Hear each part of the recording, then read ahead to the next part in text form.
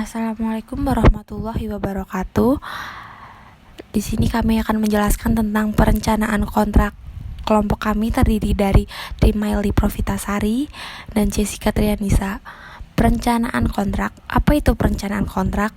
Istilah perencanaan kontrak dari bahasa Inggris, yaitu contract drafting. Dalam bahasa Indonesia, perencanaan adalah proses, cara, atau perbuatan merancang.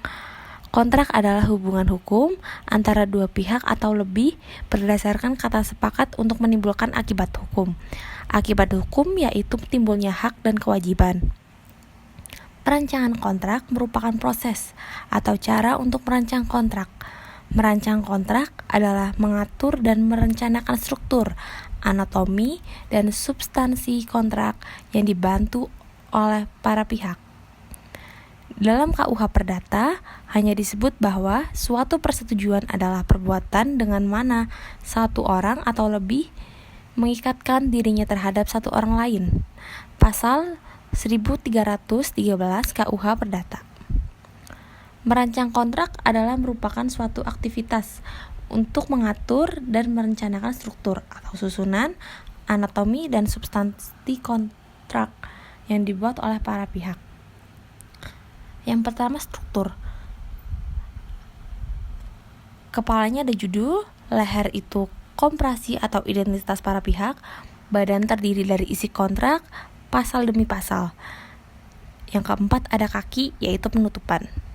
Yang kedua, ada anatomi. Keterkaitan hubungan antara bagian atau sistem. Yang ketiga, ada substansi. Isi kontrak terdiri dari dua macam, yaitu isi kontrak yang dinegosiasi oleh kontrak para pihak.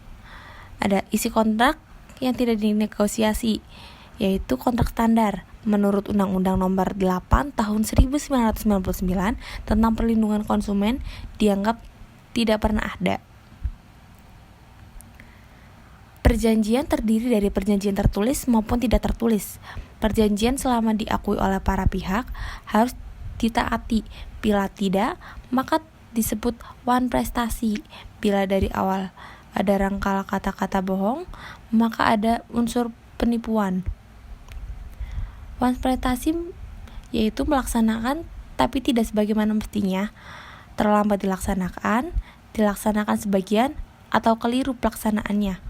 Atau yang kedua, ada unsur-unsur sah suatu perjanjian, disebut dalam pasal 1320 KUH Perdata. Sepakat kedua belah pihak, cakap atau legal capacity, ada objek tertentu, dan kausa yang halal, yaitu unsur-unsur tersebut rule of contract atau aturan perilaku. Jenis-jenis perjanjian. Yang pertama, ada nominan bernama, ada pada buku 3 KUH Perdata, misalnya jual beli, pinjam meminjam, sewa menyewa. Yang kedua, ada inominat, yaitu tidak dalam pasal KUH misalnya sewa beli, muncul setelah KUH dibuat, tetapi dasar hukumnya adalah pasal 1338 ayat 1 KUH yaitu kebebasan berkontrak. Fungsi kontrak, fungsi ekonomi, yakni menggerakkan dari yang tidak bernilai menjadi bernilai. Fungsi hukum, yakni merupakan instrumen hukum atau sebagai alat bukti. Ada asas-asas hukum perencanaan kontrak di dalam buku 3 KUH dikenal 5 macam asas, yaitu asas kebebasan berkontrak, asas konsensualisme, asas pansum servanda atau asas kepastian hukum, ada asas itikat baik, dan asas kepribadian.